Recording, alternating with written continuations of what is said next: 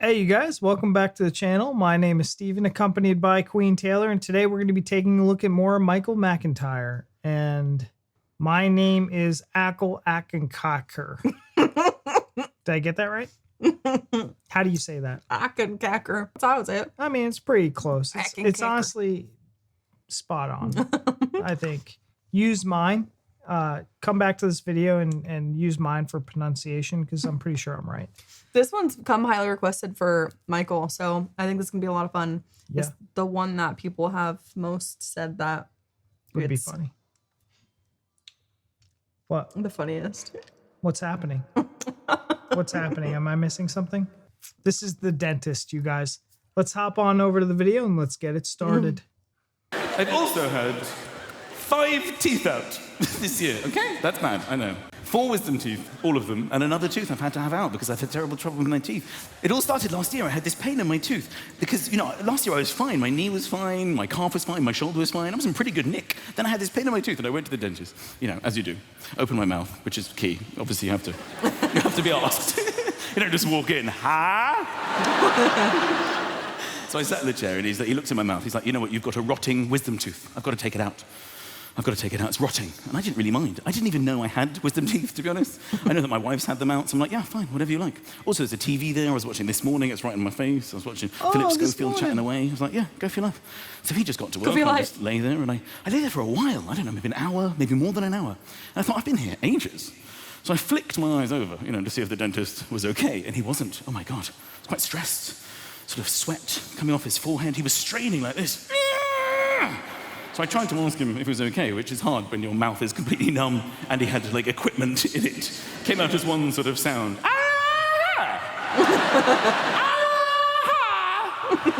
Just one noise. Like a Northern Irishman saying mirror. That's an odd moment. Mirror. Looking in the mirror. They're not even in the dentist. I don't know what's going on there.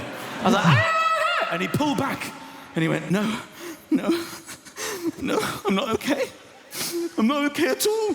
I thought it was something personal. I was like, oh my God, tell me what the matter is. I said, I've been a dentist for 30 years. Congratulations, that's excellent. That's excellent career. And I've never not been able to get somebody's tooth out. I can't get your tooth out. It's stuck. Okay, look, you need to calm yourself down. I know. Okay, I'm not in any pain whatsoever. I've got nowhere to be. I'm watching this morning. I'm absolutely completely fine. Go away, have a cup of tea, chill out, come back, try again. I believe in you. I love it. He said, the reason you don't feel any pain is I've numbed your mouth, okay? Look. And he passed me a mirror. I am not going to lie to you. Till the day I die, I will never forget the image that greeted me in the reflection, okay? This side of my face was literally twice the size of this side. There was bruising, I hadn't even noticed. My bib was covered in blood already, I didn't even see it. There was blood dripping up the side of my face like a sort of vampire. My eye was sort of closing. I was like, what the fuck are you doing? So that's what I was trying to tell you. We've got to get you out of here. I've got to get you to a hospital. Follow me! And he ran out of the room. I just followed on behind him. Hello? Excuse me, hello? I have to say, I felt particularly sorry. The poor people in the waiting room, they're sitting there with the fish tank, reading old magazines, reassuring their children everything was going to be fine at the dentist visit. I come out with bruising, blood all over my bib, blood coming out the side of my mouth. Excuse me? Has anybody seen the dentist? Okay, children, you were right. Come with mummy. Come with mummy now. Come on. I turned around to that idiot on reception. There was some woman there. She's like, would you like to book an appointment with the hygienist? The hygienist? I need a fucking plastic surgeon. Then it's gone. I look out the door. This idiot is in his car. He's in his car with the door open. He's still got his gloves on. He's going, get in. Get in. Are you serious? Just get in! All right. So I get in the car with this man. He starts hurtling through the streets. Literally 10 minutes earlier, I was in the dentist chair, in relative comfort, watching This Morning. Now we're driving through traffic. He's hooting and swearing. My wife actually called me up on the phone. Hello? Hello? Hello, darling. You still at the dentist? I'm with the dentist. You mean you're at the dentist? I'm not at dentist. I'm with dentist. You mean you're at the dentist? No, I'm not at the dentist. I'm with the dentist. Why are you being so pedantic? I'm not being pedantic. I'm in the car. I want to say that's a word that I've noticed that British people use a lot. Pedantic. Pedantic. I've never heard that word before until a comment probably 2 weeks ago. And now I see it probably 1 out of like every 20 comments is somebody using it. Everywhere. It's so much. I've never seen it before in my life prior to that. Would you, if you saw someone like Michael coming through the dentist lobby, would you Oh, I would leave. hightail it? Oh, hell yeah. You'd hightail it? Buck right out of there.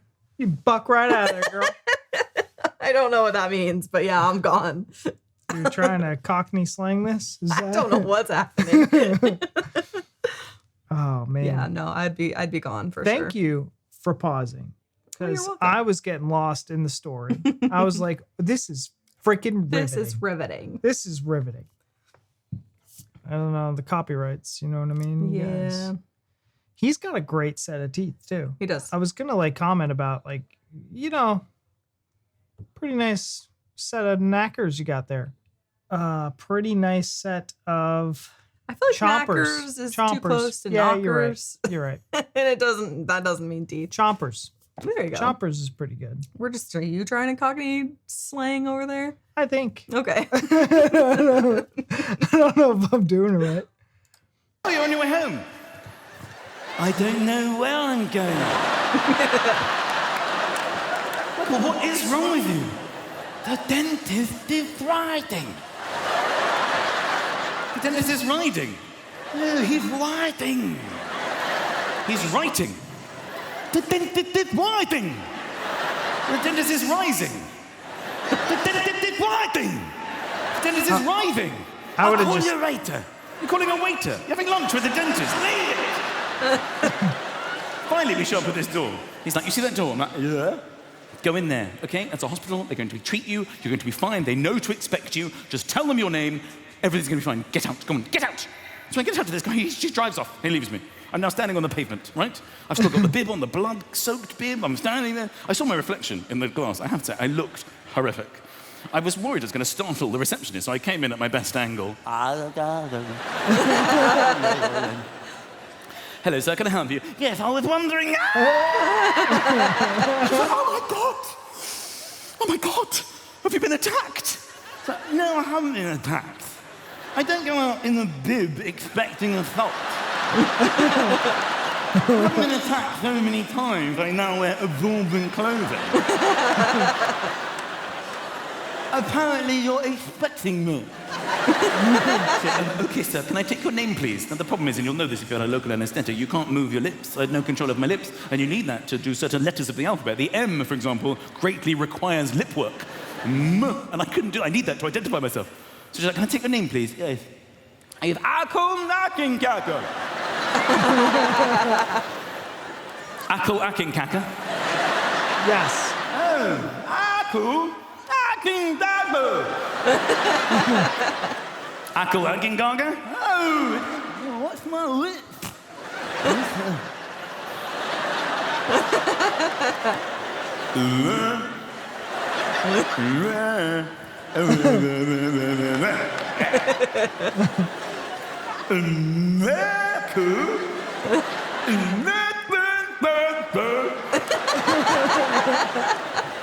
Just write Right, it okay, down. I think the best thing for you to do is if you head down the corridor, take a seat in the waiting room, and we'll try to get to the bottom of this. Okay, now I'm not going to lie to you. I was quite pissed off she didn't recognise me, okay? I was on quite a lot of television. I know that this side of my face was pretty much, you know, unrecognisable, but this side was fine. I tried to jog her memory as I went down the corridor. Unbelievable. So we're getting into the waiting room now, and the anaesthetic starts to wear off. I feel a bit, you know, it hurts a bit now. I'll start making this sort of low, sort of E.T. type sound on my own in the corner. Elliot. I tried to be nice. I tried to look at other people in there. Thankfully, I think for everybody, the nurse came in quite quickly. Ackle Ackinckacker? I didn't respond, I just sat there. She came right up to my face. Excuse me. Are you Ackle Ackinckacker? No. So, what is your name? Ackle Ackinckacker.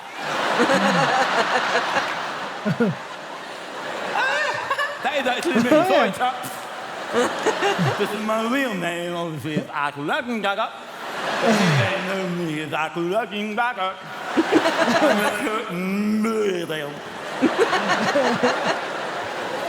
So they take me up into this room, sort of private room, and she's really nice to me now. She's like, oh my God, you've had a terrible day, haven't you, sir? I have. I had a real horrible day. Please, are you going to help me? She's like, yes, don't worry, don't panic at all. We do this all the time. We're going to give you a general anaesthetic. We're going to take your tooth out. Everything's going to be fine. If you just want to take all your clothes off and pop this hospital gown on, we'll take you straight through to surgery. So all my clothes off. If you take all your clothes off, pop the gown on, we'll take you through. Why do I have to take all my clothes off? All the patients have to wear the hospital gown. That's hospital policy. Yes, but you don't seem to understand the situation. I've got a problem with my tooth, which is located in my lap. I don't have a tooth embedded in my arm. So can I wear my home clothes? But no. You'll know what it's like if you've been to hospital. They humiliate you for no reason at all. You have to put this sort of piece of shit, floral, thin gown on the wrong way round with your ass hanging out. I have to go into the loo with this gown with literally my bare bottom hanging out of the back, and you put this on for no reason. It's why everyone in the hospital has their clothes on the right way round. You have to put it on like that. I'll come out.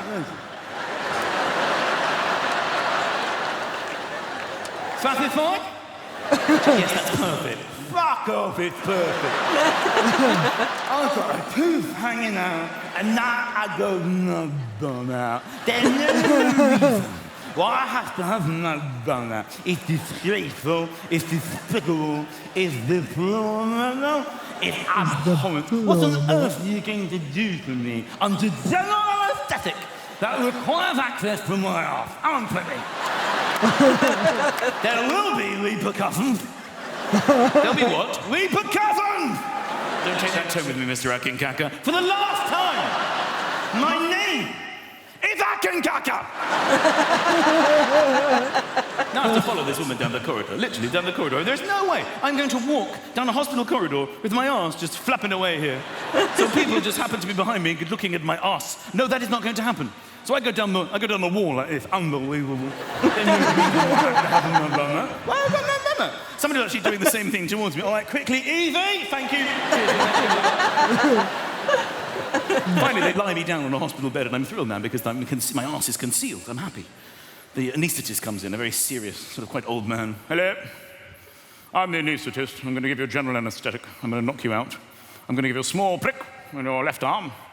You're going to be knocked out immediately. You okay with that, Michael? I'm like, Ackle. That's my name. He said, yes, I know exactly who you are. My 3 daughters are big fans of yours. Oh, that's very kind. Thank you. Thank you. Then he put the needle in my arm and he went, my wife and I not so keen, and put me out. I was like, you mother...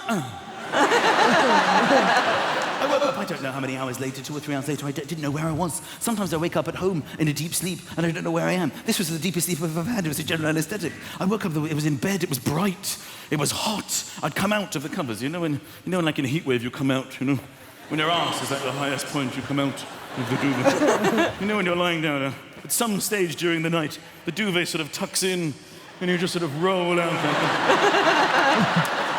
So I wake up. Within moments, I feel this breeze coming in the back.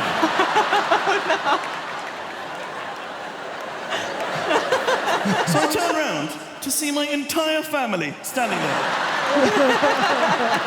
At which point my son said, pants down, you're the loser. Oh, that was good. I really did enjoy that. Have you ever been out under anesthetic like that? Yeah. Have you? When they took out my molars, I was. And do you remember when I was doing... No, I think I was awake for my root canals. But I did have that big gown thing on my mouth. Remember when I had that picture? We have it on the channel too. Yeah, you did. They had it opened up. And I mean, when I was younger. When you got your wisdom teeth out, was it just like laughing gas type thing where you were out? Or was it like hard, like... Laughing. Like they put a little mask over me and I breathed it in. Yeah. And I died. They did all 4 though. I had all 4 of mine out as well as 4 other teeth. I had a whole lot of teeth, I guess. Oh, okay. I had a root canal once and then those. And then the other ones were just cavities because I'm bad at teeth hygiene. But so far, so good. Yeah. Well, that's good. Yeah. I think when I was at the hospital with Declan, you know, I hate those gowns as well. And I've been in a couple other instances because after having Declan, I had to get my gallbladder out. And he's spot on with those gowns. It's like, where's your dignity? You're in this little itchy gown. None. Your whole ass is out. And that's exactly how I was. And I'm like trying to cover the back. And they had me go in to this room and do a urine sample and then walk to the other side. And I'm out there in this gown with my butt out, like clenching things as tight as I can. And I was not quite to the level that he was doing it, where he's like up against the wall, but I'm like shimmying my butt like along the wall, not touching it. But so I'm like, if anybody walks, they're not going to see my back end. Cause like it's 2025. We've not figured out a better way to do that. I feel like there's no reason for it that I could see. I don't know. Maybe there's a nurse or some kind of doctor in the comments that'll say something about it, but I know it's easy access, but you know, they had those pajamas that like had the butt flap.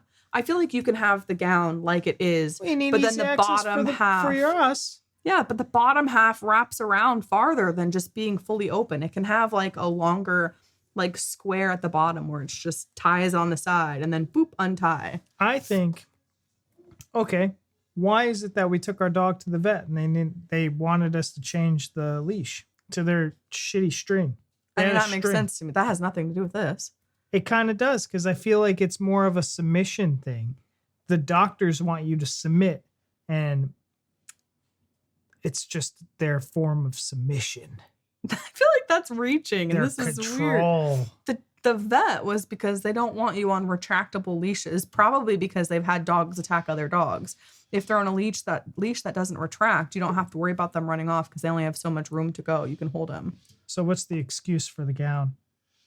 I don't know what the excuse is. Exactly. They want to take your dignity away. Maybe. Yeah. I don't know why else. This got weird. It did. But anyways, that was probably, it was funny. Yeah. That was a good story. That was a good laugh. This is only riveting. What, our second? Third Michael McIntyre? Yeah, it was good. Oh, yeah, because we did the Jonathan Ross show, which was the first one. Yeah. Okay. And a lot of people are like hot or cold with Michael. Yeah. There's a lot of people that say Michael was everywhere. And like, I get that. I understand that feeling where you just have one comedian kind of like dominating. For us, it was Kevin Hart. I think Kevin Hart was dominating the United States for a bit there. Yeah, I still think he's hysterical, though. He's funny, but like it's kind of like one of those things where it's like, ah. Yeah, I get it. But all right, you guys, that's our time. Thank you so much for watching, and we'll see you in the next one. Bye.